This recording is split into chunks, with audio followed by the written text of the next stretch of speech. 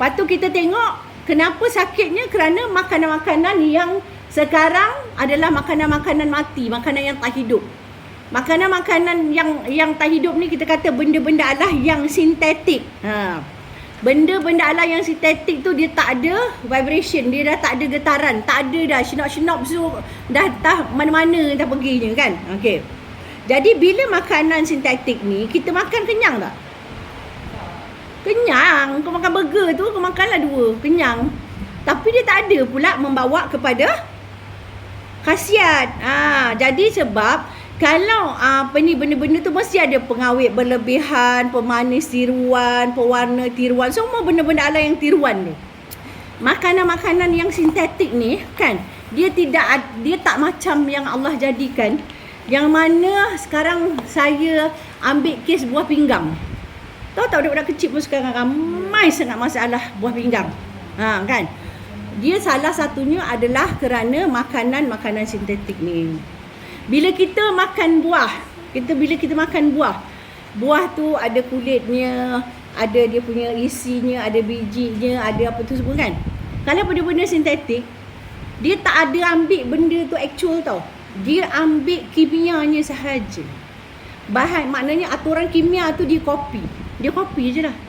Jadi misalnya setiap makanan berproses mesti ada apa? Pengawet lah. Kalau tidak macam mana dia nak jual dekat supermarket tu, nak jual dekat mall tu sampai 5 tahun. Kan? Dia cepat rosak lah. Jadi dia ambil lah bahan pengawet.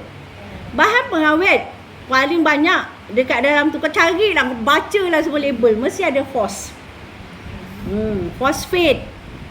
Macam-macam jenis fosfat ada.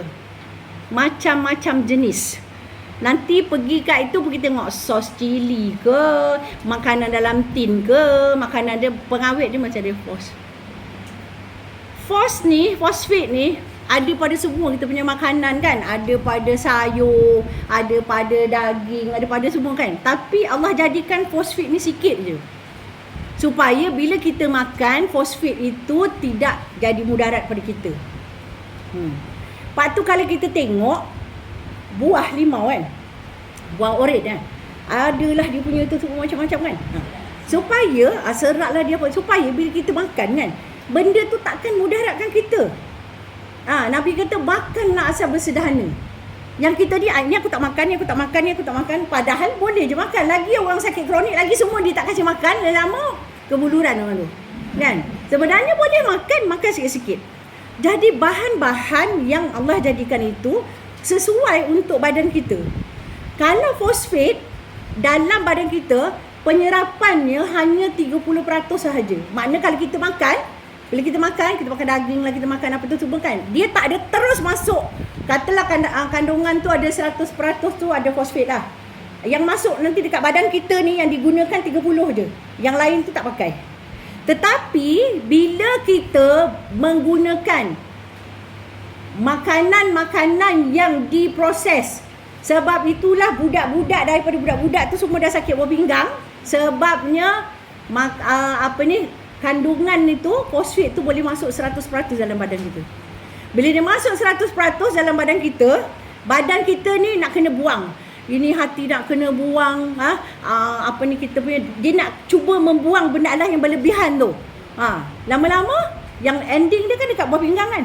Buah pinggang pun dah tak larat, pegang dia pegang, lama gagal. Jadi bila kita tengok seseorang tu dia ada masalah buah pinggang kan, kita tengok dia punya aturan makanan dia, apa yang dia makan. Dia selalunya ada benda sintetik yang dah mungkin 2-3 tahun dah dia makan kan. Dah 2-3 tahun dah. Lepas tu dia memang mungkin dia ada masalah perjalanan darah ke, inilah itu kan. Dah lama itulah. Tapi sedih lah sebabnya budak-budak